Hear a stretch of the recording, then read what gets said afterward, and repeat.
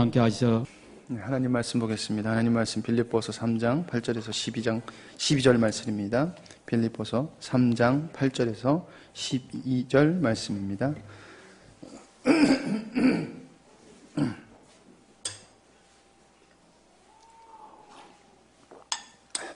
빌립보서 3장 8절에서 12절 말씀입니다.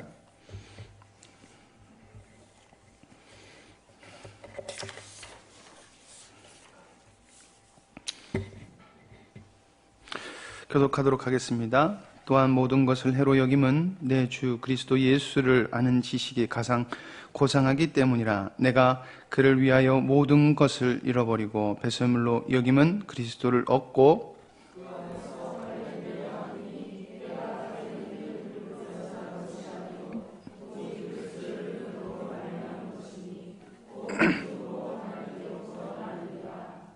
내가 그리스도와 그 부활의 권능과 그 고난의 참여함을 알고자 하여 그의 죽으심을 본받아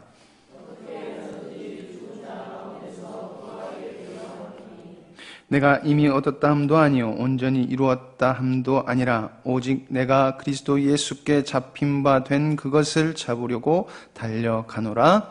아멘. 아멘. 오늘 말씀의 제목은 부활의 신앙이라는 제목으로 함께 나눠보도록 하겠습니다. 부활의 신앙. 이제 부활절이 얼마 남지 않은 것 같습니다. 그래서 계속해서 하나님이 부활에 대해서 그리고 부활의 신앙에 대해서 계속 마음을 주셔서 한번 더 나눠보도록 하겠습니다. 최근에 조리원에 있는데 학교를 갔다가 이제 아내가 입원해 있는 데로 갔더니 아내가 없더라고요. 애기 수유하러 가가지고 없어가지고 잠시 들어가서 텔레비를 틀어서 뉴스를 보는데 아주 끔찍한 사건을 하나 접하게 됐습니다. 한 여성이 자기 남편과 시어머니를 농약으로 살해하고 보험금을 탔습니다. 거기서 끝난 것이 아니라 다시 재혼을 해서 그 남편을 죽이려고 했었고, 그리고 그 남편의 시어머니를 보험을 들게 해서 죽이려고 했었는데 시어머니 보험 안 든다고 그래가지고 보험을 안 드셨대요. 그래서 살아나셨다고 그러더라고요.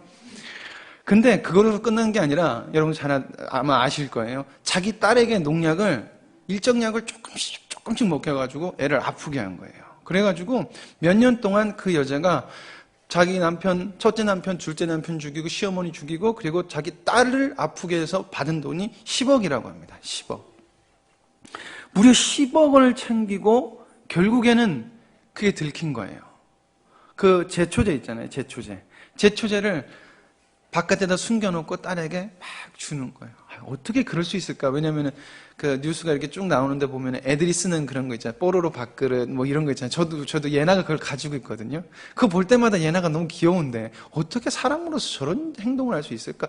되게 충격적이었어요. 한 명도 아니고 한 명 그렇다 칠 수 있어요. 근데 재혼을 해서 또 죽이는 거예요. 예, 부부 되시는 분 옆을 한번 쳐다보시기 바랍니다. 네, 이 사람 믿을 수 있나? 아니 진짜 그걸 딱 듣고 나는데 이 세상에서 믿을 사람이 주님 안에서 믿을 사람이 정말 주님 안에서 아니고는 우리가 믿을 사람이 없겠구나 하는 생각이 드는데 되게 겁이 나더라고요. 우리 아내가 겁나서가 아니라 세상이 그만큼 악해서 겁이 나더라는 것입니다. 뉴스에서 그 여성이 정신적인 문제가 있었다고 하지 않습니다. 그는 살인마도 아니었고 우리가 잘 아는 그 사이코패스라는 말, 사이코패스의 정신병을 가지고 있던 여자도 아니었습니다. 여러분, 사이코패스라는 건 생활 전반에 걸쳐서 다른 사람의 권리를 무시하고 다른 사람을 침해하고 삶을 침해하고 그 사람들의 고통을 느끼지 못하는 선천적으로 정신적인 병을 타고나는 것을 사이코패스라고 합니다. 그들은 사람을 죽일 때 느낌이 없는 것입니다. 이 사람을 죽여도 이게 죽인 게 잘못된 거를 선천적으로 못 느끼게 뇌가 구조가 그렇게 돼 있다고 합니다. 근데 이 여자가 너무 잔인하니까 사람들이 사이코패스다라고 했는데 이 여자는 사이코패스가 아니라 여러분 들어보셨는지 모르겠지만 뉴스에서 소시오패스라는 말을 쓰더라고요. 소시오패스. 예, 들어보세요. 혜련 집사님 고개 까딱까딱거리시고. 예, 소시오패스라는 말은 후천적인 영향으로 탄생하는 겁니다. 나쁜 행동이라는 것을 본인이 자각하고 있어요. 이건 정말 나쁜 행동이야 라는 걸 자각한 상태에서 자기의 이익을 목적으로 다른 사람을 서슴없이 죽이기도 하고 잘못된 행동을 그대로 서슴없이 하는 것. 그래서 옆에 풋노트를 이렇게 달아놨더라고요. 사전을 보니까. 쉽게 말해서 양심도 없는 사람 이렇게 적어놨더라고요. 그래서 이 여자의 정신상태를 소시오패스다라고 말을 하고 있더라고요.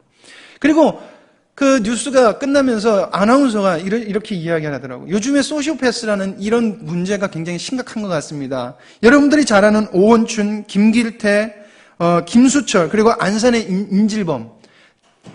내연녀에 남편을 살해하고 딸을 살해하고 했던 그때 저희가 필리핀에 들어와서 안산에 있었어요. 그날. 내연녀 살인, 존속살인, 자살. 여러분, 범죄가 정말 끊임없이 일어나는 것 같아요. 텔레비가 생긴 이래 너무나 많은 것들을 우리가 접하는 것 같습니다. 계속해서 끝없이 발생이 됩니다. 근데 이런 문제는 가인 때부터 시작해서 멈추지 아니하고 끊임없이 계속해서 발생되고 있다는 것입니다.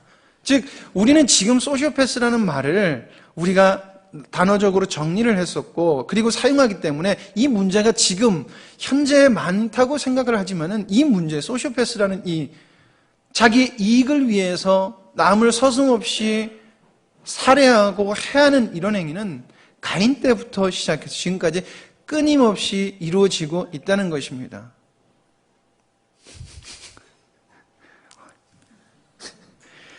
근데 여러분 또 좀 극단적으로 보면은 세상 모든 사람들이 양심도 없이 살아갑니다. 극단적으로 보면 조그만 것이라도 보면은 자기 이익을 위해서 속이는 것을 그렇게 죄라고 생각 안 해요. 조그만 거는. 그것도 그리스도인들도 마찬가지입니다. 여러분 록펠러를 잘 알고 계십니까? 록펠러로 유명한 게 무엇이죠? 록펠러. 11조에 최고의 11조를 드리는 사람. 그래서 11조 계산하는 사람만 40명이었다고 하는 그 어마어마한 부자. 이 사람의 그 재력은 세계 최고랍니다. 지금도 넘지 못하는 산이라고 합니다. 여러분, 근데 우리가 잘 아는 록펠러가 세상에서 가장 세상을 사랑했고 가장 추악한 사람이었다는 것을 아는 사람은 미국 사람들은 되게 잘 알아요. 근데 우리 한국 사람들은 그 록펠러의 11조의 비밀 해가지고 책을 써서 내고 교회에서 너무 좋게 사용하다 보니까 한국 사람들은 이 록펠러에 대해서 잘 모르고 있는데 세상에서 가장 최악의 사람이었던 사람이 록펠러라고 미국 사람들은 알고 있습니다. 여러분, 그가 얼마나 부자였냐면은 그의 순자산은 현존 최고 부자 빌 게이츠보다 3배나 많습니다. 이렇게 말하면 감이 안 오지요. 그래서 인터넷을 찾아서 그 사람의 돈이 얼마나 많은가를 여러분들에게 느끼기 위해서 한번 제가 스크랩을 해왔는데요. 빌 게이츠가 보다 3배 많은 약 172조 원의 자산을 가지고 있었답니다. 172조 원, 172원도 아니고 172조입니다. 예, 감이 안 오시죠? 1조를 1살 때부터 70세까지 다 쓰려고 한다면은 하루에 약 3,900만 원을 써야 됩니다. 하루에 약 900만 원. 쉽게 말해서 제네시스 최고급을 타고 싶다 그러면 3일만 딱 기다렸다 가서 사면 되고, 조금 에쿠스 풀옵션을 사고 싶다 그러면 한 4일만 기다려서 사면은 살 수 있는 돈입니다. 그거를 언제까지요? 4일씩 기다려서 70년 동안. 그럼 얼마나 많은 차를 살 수 있겠습니까? 자, 시간당 160만 원을 써야 됩니다.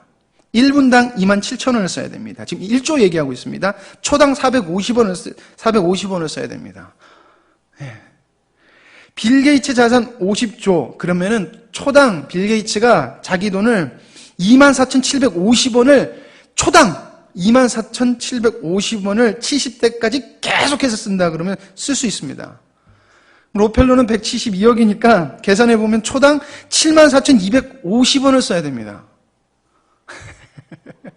여러분, 우리는 어떻게 보면 그랜저 한 대 살려고 해도 3년 할부 붓고 그것도 쩔쩔매면서 하는데 이 사람은 눈 딱 감고 있다가 한 4일 인내하면은 자기가 사고 싶은 차 탁 살 수 있는 그런 어마어마한 세력입니다. 그것도 여러분들 이자가 붙지 않는 조건 하에입니다. 이자가 붙는다고 하면은 이 돈을 평생 1조를 사람이 평생 쓸 수 없다고 합니다. 아주 사치하지 않는 이상은. 여러분, 록펠러가 죽기까지 그의 자산이 미국의 1.53%였답니다. 1.53%. 이거 어마어마한 돈입니다. 1.53%. 그래서 지금까지 세계에서 가장 부유했던 사람으로 기록되고 있습니다. 그러나 그 록펠러에게는 굉장히 어두운 부분이 있습니다. 미국인들이 가장 증오했던 기업가 1위, 록펠러.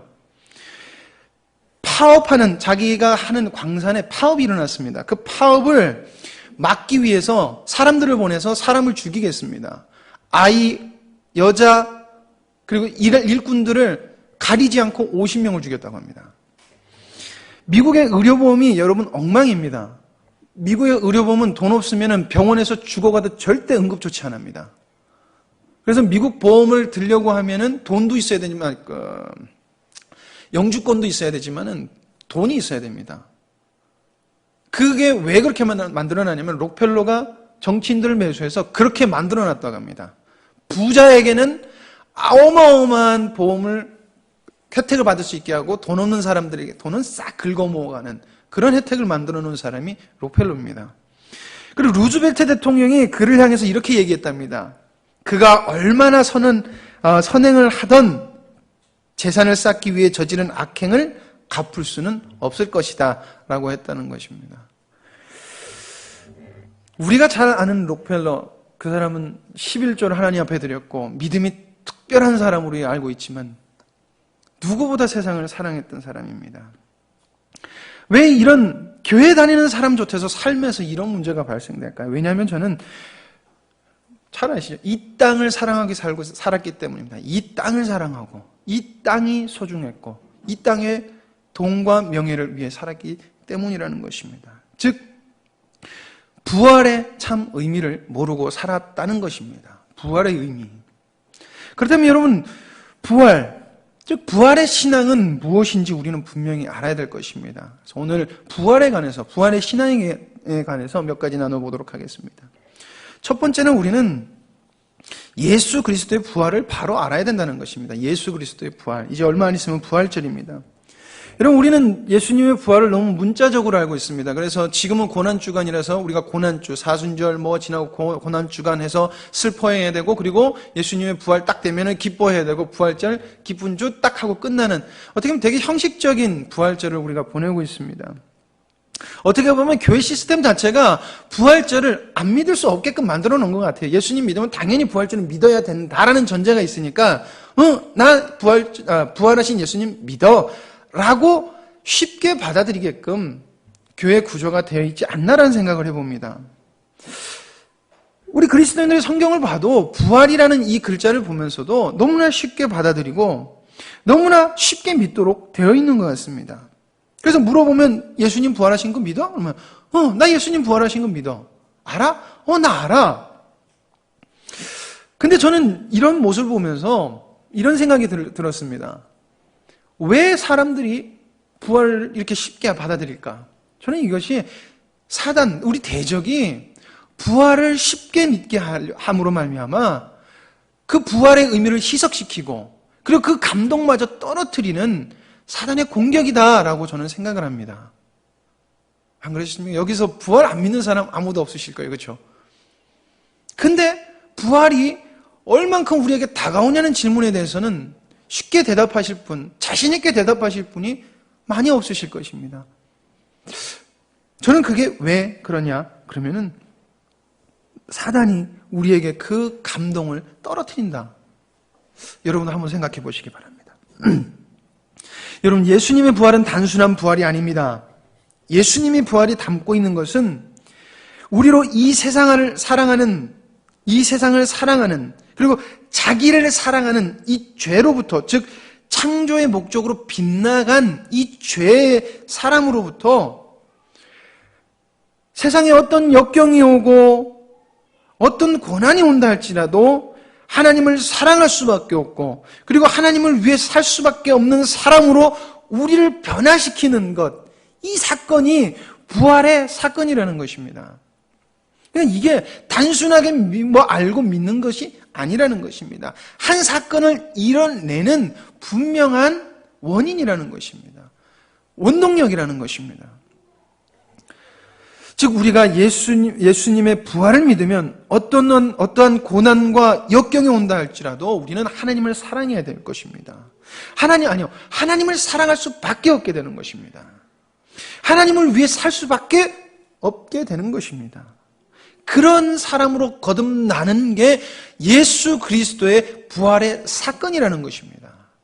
단순히 내 죄를 위해서 십자가에 달려 돌아가셨어가 아니라 달려 돌아가셨으므로 우리에게 이런 열매가 맺어지는 것, 그럴 수밖에 없는 열매가 맺어지는 것이 예수님의 부활의 사건이요, 그리고 예수님의 부활의 사건이 이끌어내는 결과물이라는 것입니다.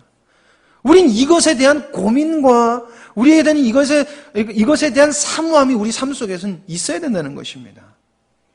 이것이 부활의 신앙이라는 것입니다. 로마서 6장 4절에서 5절 말씀.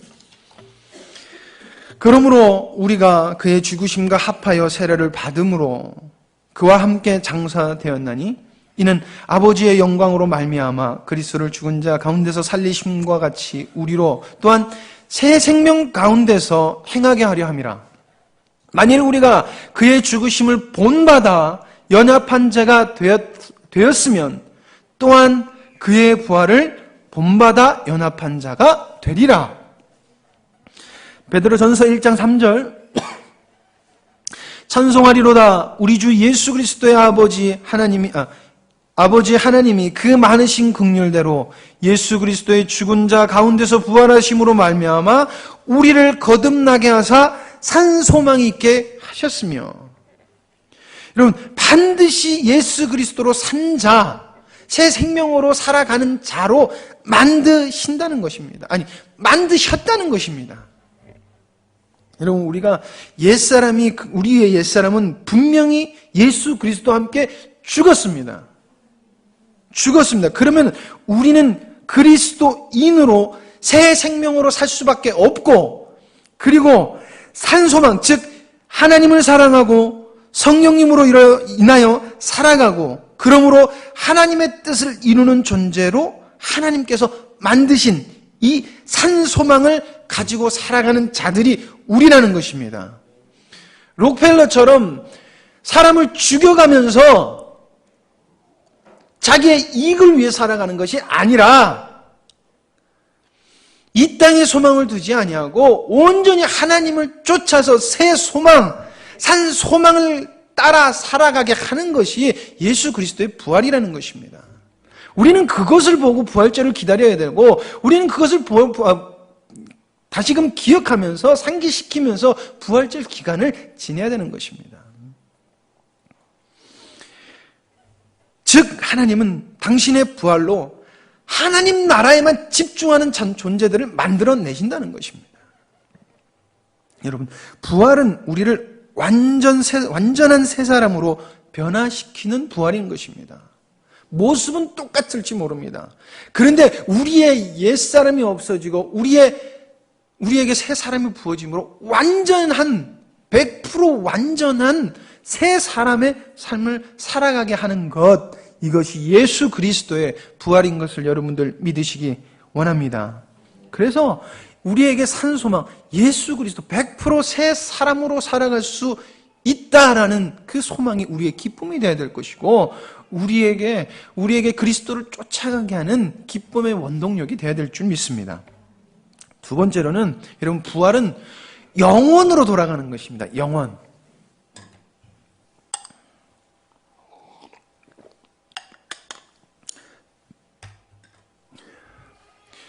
여러분, 우린 부활이라는 것을 우리 믿는 자들에게만 주어지는 것이라고 우리가 생각을 하죠. 부활절 그러면은 그 부활은 우리한테만 속한 거라고 우리가 인식을 하잖아요. 그렇죠? 네. 근데 분명한 것은 믿지 않는 자, 그리고 믿는 자 모두에게 부활은 있습니다. 부활은 있습니다. 부활은 모두에게 주어지는 것입니다. 그리고 영혼으로 돌아가는 시간인 것입니다. 우리가 부활하는 그 시간은. 그래서 우리는 영혼으로 들어가는 것을 기다리고 살아가는 존재들입니다. 이 죽음이라는 것이 끝을 의미하지만은 끝이 아니라 영혼으로 들어가는 관문인 거예요. 근데 우리가 예수 그리스도의 부활, 왜 우리에게 부활이 중요하냐? 부활의 신앙이 왜 중요하냐면은, 왜냐하면 예수 그리스도를 믿는 자들의 부활과 믿지 않는 자들의 부활은 분명히 다르기 때문이라는 것입니다. 이런 바리새인들, 성경의 바리새인들이 악인들의 부활을 부인하였습니다. 그리고 그들은 악인들이 부활을 부인하고 그들은 그냥 없어지는 존재라고 설명을 했습니다. 여러분, 성경에 그렇게 기록했다 그러면은 세상에서 마음대로 살아도 될 것 같아요. 그렇죠? 여러분, 이 신앙을 쫓아서 이런 잘못된 사상을 쫓아서 나온 사상들이 안식교, 여호와 증인들,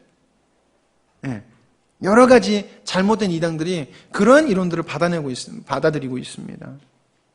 여러분, 사단은 부활의 의미를 희석시킵니다. 희석시켜요. 알긴 아는데 희석을 시켜버린다는 것입니다. 그리고 영원한 삶에 대한 것도 희석을 시켜버려요. 부활이 희석되면 영원한 삶도 희석되는 것입니다. 그리고 이 땅에서 살아가게 해요. 그러면 나오는 결과가 무엇입니까? 이 땅에서 죽을 둥 아둥바둥하며 살아간다는 것입니다. 이 땅에서 잘 먹어야 되겠고 이 땅에서 좀 더 나아야 되겠고, 왜? 희석돼 있으니까. 정말 본향의 것이 희석돼 있으니까 그렇게 살아간다는 것입니다. 하지만 성경은 분명히 의인과 악인 모두의 부활을 말하고 있다는 것을 우리는 기억해야 될 줄 믿습니다. 요한복음 5장 28절입니다. 이를 기이 여기지 말라. 무덤 속에 있는 자가 다 그의 음성을 들을 때가 오나니. 마지막에 분명히 모든 사람들이 예수 그리스도 오는 것을 반드시 안다는 것입니다. 사도행전 24장 15절 말씀. 저희의 기다리는 바 하나님께 향한 소망을 나도 가졌으니 곧 의인과 악인의 부활이 있으리라 함이라. 여러분, 왜 의인과 악인의 부활이 중요합니까? 왜냐하면 그것은 의인과 악인이 부활한 후 서로 다른 영혼 속으로 들어간다는 것입니다. 서로 다른 영혼을 갖게 된다는 것입니다. 표현이 맞을 것 같아요. 받는다는 것입니다. 즉 시간의 없음 상태로 들어간다는 것입니다. 설교를 준비하면서 시간의 없음 상태가 무엇일까 한번 혼자 상상을 막 해봤어요. 근데 도저히 상상을 못 하겠더라고요. 어떤 목사님이 그러더라고요. 만약에 우리의 천국과 지옥이 시간이 있는 상태면은, 기다림이라는 게 있는 상태면은 까짓거 해볼 수 있다고. 1000년이라도 기다릴 수 있을 거라고요. 근데 영원이기 때문에 정말 심각한 겁니다. 여러분, 그러시더라고요. 영혼으로 들어갑니다. 이 영혼은 지금 우리가 느낄 수도 없는 그러한 표현인 것입니다. 그러한 정의인 것입니다. 우린 그 상태로 들어가는 것입니다. 악인이 왜 악인입니까, 여러분? 악인은 왜? 사단의 길을 따라 창조의 목적에서 벗어나서 자신을 사랑하고 세상을 살아가기에 악인인 것입니다. 옛날에 제가 여러분들에게 죄의 단어가 무슨 뜻인지 말씀드렸던 적이 있습니다. 헬라어로 하말티아라는 단어입니다. 이 말은 관역에서 빗나가다는 말입니다. 관역에서 빗나가는 화살을 의미할 때 하말티아라는 말을 썼다고 합니다. 빗맞았다. 즉 하나님의 목적에서 빗나간 모든 것은 죄라는 것입니다. 세상을 살아가기에 돈이 좋고 명예를 최우선으로 두고 살아간다는 것입니다. 여러분, 록펠러가 예수님을 믿는다고 했지만 세상을 살아가고 진정한 부활의 신앙이 없으니까 그가 사람을 죽여서라도 자기의 부를 축적했다는 것입니다. 돈을 착취했다는 것입니다. 세상에 미국 그 재정의 1.53%라면 어마어마한 돈인데, 여러분, 그런 여담이 있답니다. 록펠러가 왜 11조를 계산하는 사람을 40명씩이나 뒀을까요? 이제 생각이 달라지시죠? 많아서가 아니라 혹여나 조금 더 드릴까봐 라는 여담이 있다고 합니다. 그래서 40명이나 고용해가지고 정확하게 맞춰놓은 겁니다. 그 돈 더 드리기 싫어서. 여담이 있답니다. 진짜인지 가짜인지는 모르겠지만 충분히 가능성은 있는 것 같아 보입니다. 여러분 혹시 그러시지는 않으십니까?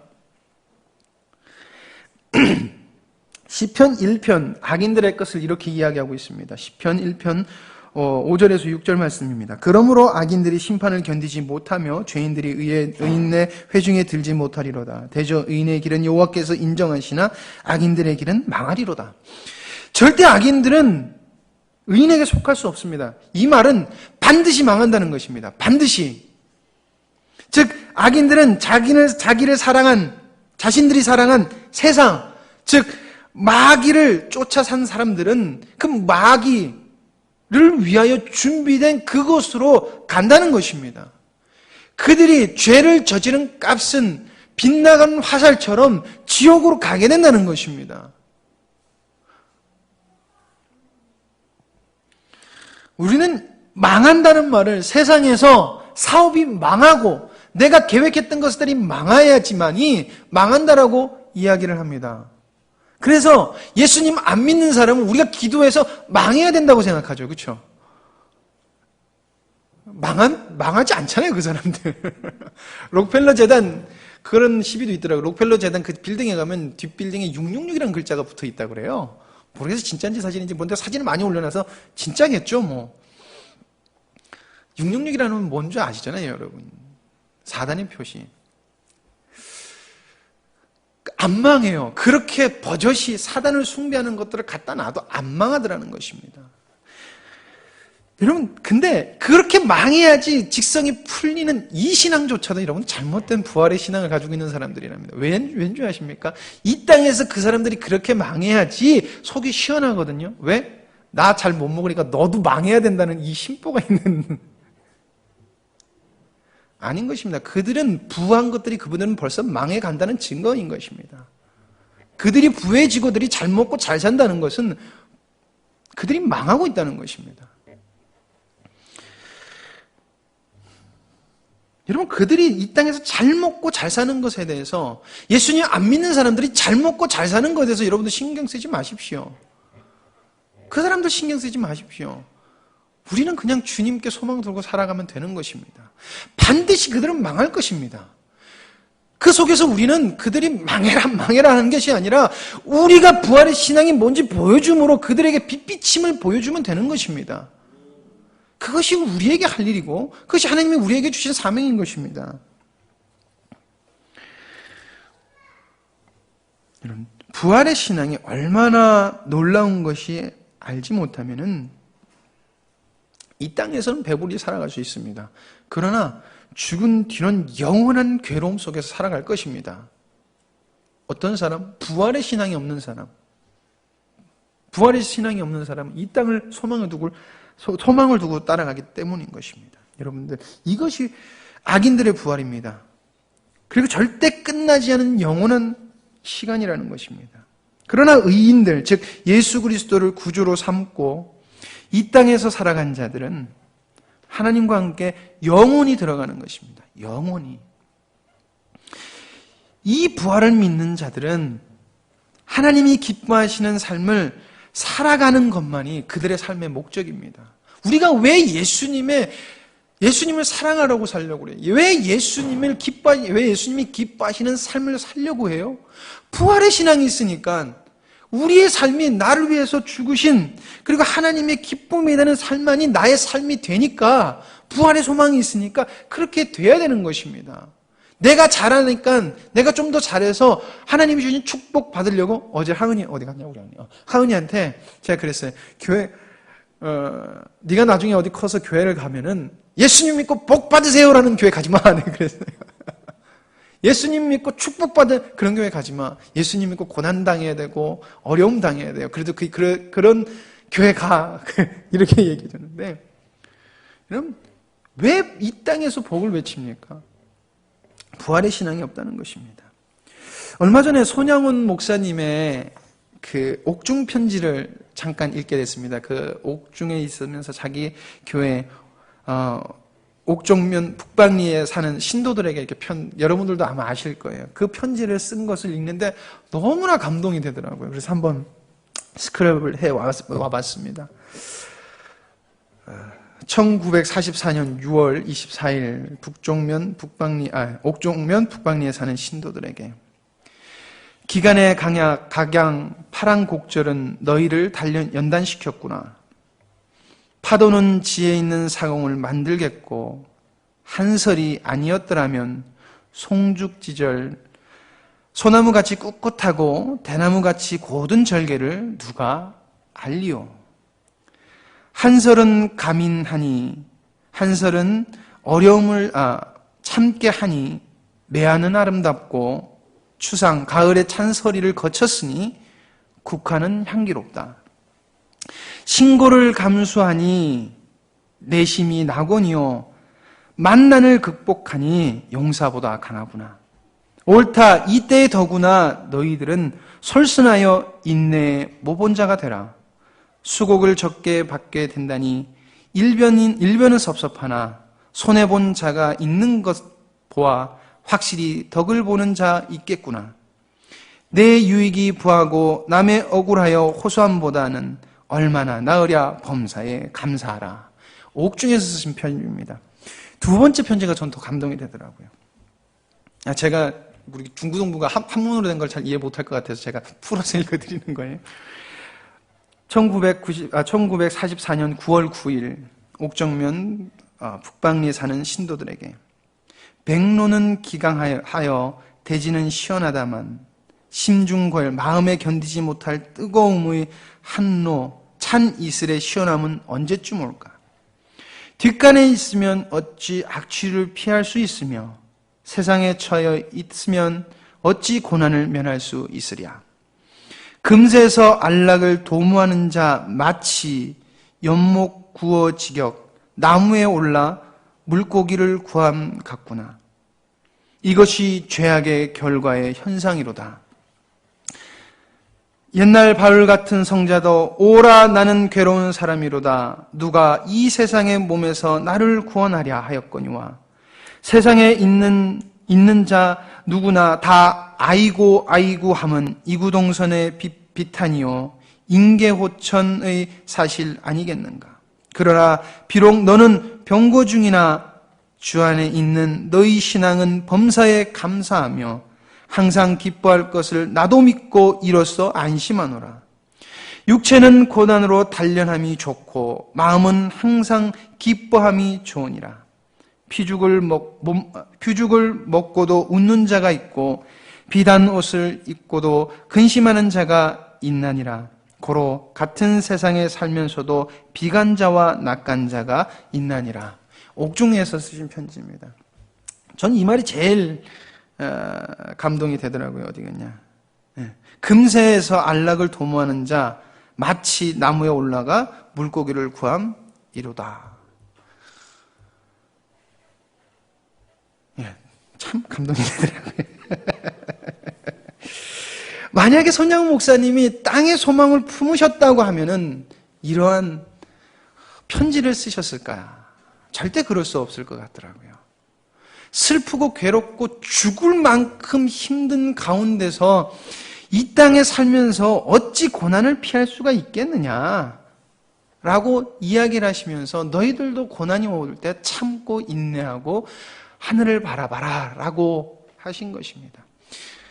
우리 목사님 이 찬양 좋아하실 거예요. 주님 고대가 여러분들 아십니까? 낮이나 밤이나 눈물 머금고 내 주님 오시기만 고대합니다. 가실 때 다시 오마 하신 예수님, 오 주여 언제 오시렵니까? 이 찬양 아시죠? 계속 읽어드리겠습니다. 고적하고 쓸쓸한 빈 들판에서 희미한 등불만 밝혀놓고 오실 줄만 고대하고 기다리오니 오 주여 언제나 오시렵니까? 먼 하늘 이상한 구름만 떠도 행여나 내 주님 오시는가 해 머리 들고 멀리 바라보는 마음 오 주여 언제 오시렵니까? 내 주님 자비한 손을 붙잡고 면류관 벗어들고 찬송 부르면 주님 계신 그곳에 가고 싶어요. 오 주여 언제나 오시렵니까? 신부되는 교회가 흰옷을 입고 기름 준비 다 해놓고 기다리오니 도적같이 오심하고 하신 예수님, 오 주여 언제나 오시렵니까? 천년을 하루같이 기다린 주님, 내 영혼 당하는 걸 볼 수 없어서 이 시간도 기다리고 계신 내 주님, 오 주여 이 시간에 오시옵소서. 이것이 이 땅에서 정말 하늘을 소망하고 사는 거룩한 성도. 여러분, 거룩한이란 말이 구별되다라는 것입니다. 깨끗하고 뭐 대단한다는 뜻이 아니라 구별됐다는 것입니다. 그래서 우리를 보고 거룩한 성도다라고 이야기하는 것입니다. 이 땅에서 거룩한 성도의 모습인 줄 여러분들 믿으시기 원합니다. 우리는 주님과 함께할 영혼으로 들어갈 존재인 것입니다. 그것을 기다리고 사는 것입니다. 이 땅은 여러분들 잠시입니다. 그래서 시편 103편 15절에서 16절, 인생은 그날의 풀과 같으며 그 영화가 들의 꽃과 같도다. 그것은 바람이 지나가면 없어지나니 그것이 다시 알지 못하거니와. 하나님은 인생이 이 땅이 허무한 곳이라고 이야기하고 있습니다. 왜냐하면 인생은 잠깐이기 때문인 것입니다. 잠깐. 들에 꽃이 피면 언제 피었는지 언제 졌는지 우리는 모릅니다. 지나갈 때 꽃 폈네. 그리고 여러분 다시 지나가면은 그 꽃 있는지 없는지도 모르고 그 꽃은 언제 졌는지 폈는지도 모르고 지나갈 때가 많은 것입니다. 그만큼 허무한 것이라고 이야기하고 있습니다. 여러분, 우리 기억해야 될 것입니다. 우린 영혼 속으로 들어가는 존재입니다. 영혼 속으로. 그 영혼은 여러분들 주님이 계신 영혼이어야 될 줄 믿습니다.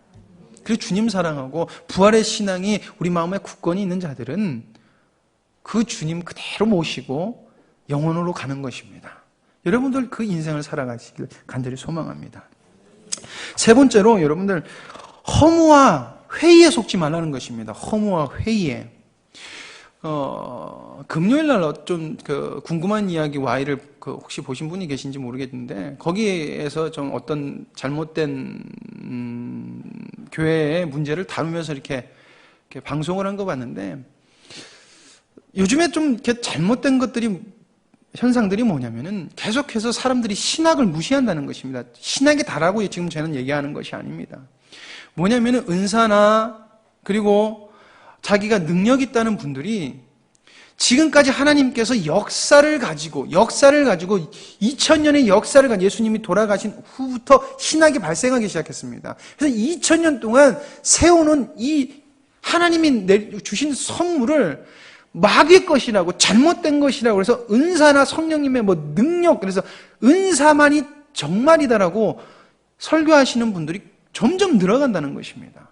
그래서 거기 소위 목사님이라는 분이 이렇게 얘기하더라고요. 신학교는 무엇이라고 제가 말씀드렸죠? 그랬더니 마귀 양성소요 그러더라고요.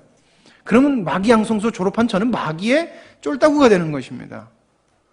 자기도 목사 연수 받았으면 신학교 나왔을 텐데 참 말이 안 되죠. 그러니까 자기는 진짜고 나머지는 다 가짜라는 것이죠. 신학을 무시하다 보니까 성경을 해석할지 모른다는 것입니다. 그래서 어떤 말을 하냐면은 이 땅은 정말 썩어지고 아무것도 가질 것 없는 것이라는 것입니다. 그래서 인생도 다 허무한 것이라고 이야기를 해요. 그래서 교회 나와서 봉사하고 교회 나와서 기도하고 교회 나와서 말씀 보고 교회에서만 살면 돼 이렇게 말씀하시는 분 계십니다. 그래서 집 다 버리고 성경에서 다 버리고 따르라고 그랬잖아요. 그러니까 다 나와야 된다고. 정말 잘못된 신앙을 가지고 계시고 잘못된 신앙을 가지고 계신 분들인 것입니다.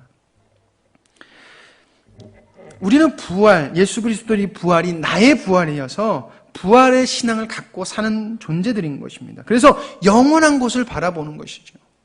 그렇기 때문에 이 땅은 허무한 곳입니다. 맞습니다. 이 땅에 소망을 두지 않는 것이 허무하다라고 우리가 얘기하는 것입니다. 이 땅에 소망을 두지 않는 건. 예수님이 없는 곳이기에 허망한 것이지요. 근데 계속해서 많은 분들이 이 땅에 예수님 없이 살아가는 것을 허무하다고 얘기해야 되는데 그냥 이 땅을 허무한 것 이렇게 그냥 치우쳐버리는 거예요. 그래서 우리 인생까지도 허무한 것으로 몰아가 버려요. 여러분들도 많이 텔레비에서 보시겠지만은 은사를 하시는 분들이나 신앙이 바로 서 있지 않은 분들이 대부분 하는 말들이 인생은 허무한 것이라고 얘기를 해버려요. 인생은 허무한 것. 근데 여러분들 잘못된 생각이라는 것입니다. 여러분 여기서 말하는 제가 허무주의 그리고 회의주의라는 것은 철학하고 조금 이렇게 달라요. 철학이랑 의미는 조금 달라요. 여러분 이 땅은 이 세상은 허무한 것이 맞습니다. 그러나 분명히 기억해야 하는 것은 하나님께서 주신 우리의 인생은 허무한 것이 아니라는 것입니다. 이제 무슨 말인지 아시겠죠? 이 땅은 허무한 것이 왜냐면 이 땅에 속한 모든 것은 하나님하고 상관이 없는 것이기 때문에. 근데 우리에게 주신 인생은 굉장히 고귀한 하나님의 선물이라는 것입니다. 그래서 우리는 정말 똑바로 살아가야 된다는 것입니다. 그래서 부활의 신앙이 중요하다는 것입니다.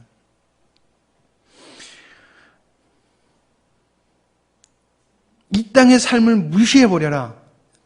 정말 잘못된 것입니다. 하나님은 우리에게 인생을 허락하셨습니다. 인생. 그렇다면 하나님은 왜 이런 험한 이 땅에 우리를 보내셨을까? 왜 인생을 허락하셨을까? 왜 이렇게 허무한 곳에? 하나님이 실수하시는 하나님이십니까? 아니라는 것입니다. 그것은 거룩하게 구별된 성도가 이 땅에서 주님과 함께 천국의 삶을 살라고 주신 하나님의 귀한 선물이라는 것입니다. 이것은 우리의 사명과도 같은 것입니다. 아니, 사명인 것입니다. 천국은 주님과 모든 것이 하나 된 상태를 천국이라고 하는 것입니다. 즉, 더 이상 사람이 자기를 주장하지 않는 상태, 이것이 여러분 천국이라고 받아들이셔야 되는 것입니다. 우리가 계속 천국을 어떤 의미로 받아들이냐면 파라다이스, 굉장히 황홀한 곳으로 받아들입니다. 그래서 많은 그리스도인들이 이 황홀한 천국에 들어가고 싶어서 그런 천국으로 부활하고 싶어서 어떻게 합니까? 열심을 내잖아요. 열심 내고 헌금하고 자기 삶도 희생하고. 근데 여러분들 이슬람도 똑같이 그래요. 이슬람은 죽잖아요. 그럼 자기가 자살폭탄 딱 메고 죽으면은 그 죽는 그 순간에 9명인가 6명인가? 혹시 아십니까? 8명인가? 8명기가 되는 아주 쭉쭉빵빵한 미녀가 자기의 수종을 낸답니다. 영원히. 진짜예요. 자살폭탄 테러하는 사람들이 그 사람들이 그냥 그런 게 아니에요. 파라다이스가 자기에게 약속됐기 때문에 그 사람들 죽음이 그렇게 두렵지가 않아요. 그래서 이슬람에 빠져들어가는 사람들 보면 이 땅에서 굉장히 허무한 걸 느낀 사람들이 IS에 가담하는 걸 여러분들 뉴스에서 계속 보실 거예요. 왜 그래요? 이 땅에 소망 두고 살아가다가 이 땅의 소망에 허무하게만 바라봐지다 보니까 어떻게 돼요? 저쪽이 진짜구나. 저기 파라다이스가 있다니 나 거기 갈래. 여러분 김군 그 부모님들이 교회 다니는 사람이고 그 김군을 시리아까지 데려갔던 사람이 터키까지 데려갔던 사람이 거기 교회 목사님, 부목사님이에요. 심각하다는 것입니다. 교회가 부활이 뭔지, 이 땅에서 어떻게 살아가야 되는지를 가르쳐주지 못하고 있다는 것입니다. 여러분, 우리는 이 땅에서 천국의 삶을 살라고 하나님께서 우리에게 인생을 주셨습니다. 그럼 우리 그 인생을 살아야 될 것입니다. 그리고 이것이 우리의 능력인 것입니다. 이것이 우리의 능력이요. 지난주에 마지막 파트가 부활이었잖아요. 양의 능력이 무엇입니까? 부활이었습니다. 오늘 5절의 말씀이 무엇입니까? 부활에 대해서 이야기하고 있지 않습니까? 약한 것, 강한 것이 되는. 여러분, 이것이 우리의 인생인 것입니다. 그러기에 우리는 능력 있는 삶, 세상과 다른 삶을 살 수 있는 것입니다. 제가 어제 저녁에 제 친구를 오래간만에 만나러 갔는데 지들끼리 한잔하고 있더라고요. 저보고 이래요. 무슨 재미로 사세요? 거기 재수 씨가 저한테 무슨 재미로 사세요? 그러길래 그냥 씨 웃고 왔어요. 제가 설명한다고 알아듣는 것도 아니고. 그 사람들 술 먹고 노는 거 이런 것들이 재밌다고 생각합니다. 재밌습니까? 별로 재밌어 보이지가 않아요. 이 땅에 소망을 두고 살아가니까. 왜 그리스도인들이 심심하고 재미없고 답답해합니까? 이 땅을 보고 살아가기 때문에. 그러다가 공부하면 허무해. 인생이 뭐 이래. 크리스천들조차도 그렇게 살아간다는 것입니다. 여러분, 절대 허무주의, 회의주의에 빠져서는 안 되는 것입니다. 우리는 기쁘게 이 땅을 살아가야 되는 것입니다. 내가 기쁘게 살지 못하면 여러분들은 지금 하늘을 보는 게 아니라 이 땅에서 내 처지를 보는 것입니다. 이 땅에서 나는 왜 록펠러 같이 잘 못 살지? 나는 왜 이 땅에서 좋은 차 못 타고 살지? 난 왜 이 땅에서 좋은 집에서 못 살지? 이 땅을 바라보는 것입니다. 그렇다고 또 좋은 차에 좋은 집에 살지 말라는 뜻 절대 아닙니다. 하나님도 우리의 편한 것을 좋아하세요. 근데 거기에 소망을 두면은, 거기에 만족을 두면은 잘못된 것이죠. 허무주의, 회의주의에 빠지지 마시기 바랍니다. 결론을 내립니다. 여러분, 우리는 부활의 신앙을 가지고 살아야 되는 것입니다. 단순히 예수님이 부활하셨다라는 것이 아닙니다. 예수님의 부활에 그 남겨두신 모든 것이 우리의 삶이 되는 것이 부활의 신앙인 것입니다. 만약 우리에게 부활이 없다면 정말 허무하고 불쌍한 자들 중에 제일 불쌍하고 어리석은 자들이 우리 그리스도인일 것입니다. 그래서 고린도전서 15장 13절에서 19절 말씀에 만일 죽은 자의 부활이 없으면 그리스도도 다시 살지 못하셨으리라. 그리스도께서 만일 다시 살지 못하셨으면 우리의 전파하는 것도 헛것이요 또 너희 믿음도 헛것이며 또 우리가 하나님의 거짓 증인으로 발견되리니 우리가 하나님이 그리스도를 다시 살리셨다고 증거하였습니다. 만일 죽은 자가 다시 사신 것이 없으면 하나님이 그리스도를 다시 살리시지 아니하셨으리라. 만일 죽은 자가 다시 사는 것이 없으면 그리스도도 다시 사신 것이 없을 터이요. 그리스도께서 다시 사신 것이 없으면 너희의 믿음도 헛되고 너희가 여전히 죄 가운데 있을 것이요. 또한 그리스도 안에 잠자는 자도 망하였으리니 만일 그리스도 안에서 우리의 바라는 것이 다만 이생뿐이면 모든 사람 가운데 우리가 더욱 불쌍한 자리라. 부활이 있기에 우리는 가장 행복한 사람이 되어야 될 줄 믿습니다. 여러분, 이것이 부활의 신앙인 것입니다. 그리고 예수님은 부활하셨습니다. 그것이 그리고 우리의 힘인 것입니다. 그리고 승천하셔서 하나님 보좌 우편에서 지금 우리를 위해서 중보하고 계신 것입니다. 즉 우리의 모든 능력이 되어 주신다는 것입니다. 여러분, 이것이 우리의 힘이고 능력인 것입니다. 여러분, 부활의 신앙으로 살아가기를 간절히 소망합니다. 기도하시겠습니다. 하나님 아버지, 부활의 하나님 그 능력이 우리의 능력이 되길 원합니다. 하나님, 그러기 위해서는 우리에게 정말 확실한 부활의 신앙이 있어야 될 줄 믿습니다. 하나님, 이 땅 바라보지 않게 하여 주시옵소서. 하나님, 혹시 이 땅에 소망을 두어서 이 땅을 사랑하고 있었던 모습들이 저희들 마음속에 있습니까? 주님 용서하여 주시옵고 오직 주님만 바라보게 하여 주시옵소서. 아버지 하나님, 정말 주님만 바라보고 살아갑니다. 하나님, 주님 계신 곳을 바라봅니다. 하나님, 주님께서 부활하셨기에 그리고 주님께서 지금 하늘의 우편에 앉아 계셔서 저희를 중보하시기에 저는 이 땅에서 하나님 그 소망을 품고 하나님 그것을 우리의 능력 삼아 기쁘게 살아가길 간절히 소망합니다. 주님, 우리에게 긍휼을 베풀어 주셔서 우리의 눈을 여시고 우리에게 주님을 알아가는 지혜를 더하여 주셔서 깨닫게 하여 주시옵소서. 그러므로 우리의 삶이 능력이 나타나는 삶, 정말 부활의 신앙의 결과가 나타나는 삶이 있게 하여 주시옵소서. 모든 것을 주님께 맡겨오며 예수님 이름으로 기도드립니다. 아멘.